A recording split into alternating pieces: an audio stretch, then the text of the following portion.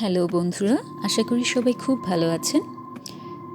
ভিডিওতে যেই ছোট্ট সুন্দর পোকাটি দেখতে পাচ্ছেন, এর নাম স্পটেড কিউকাম্বার বিটেল।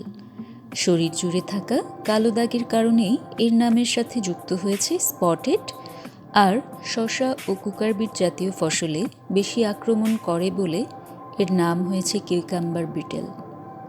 দেখতে ছোট, নিরীহ ও কিউট হলেও এরা গাছের পাতায় ছিদ্র করে, ফুল ও কচি ফল নষ্ট করে এবং গাছকে ধীরে ধীরে দুর্বল করে দেয়।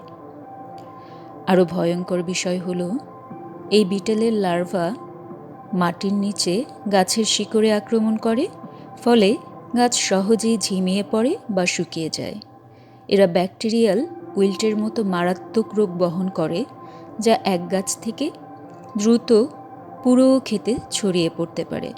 সাধারণত বসন্ত ও গরমের শুরুতে এদের সংখ্যা বেশি দেখা যায়, বিশেষ করে কচি গাছে। ছোট আকৃতির এই দাগওয়ালা পোকাই নীরবে গাছের শক্তি কেড়ে নেয়।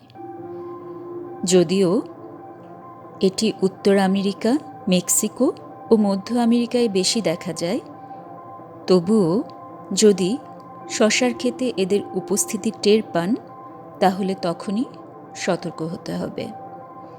একেই বলে হয়তো ভয়ঙ্কর সুন্দর।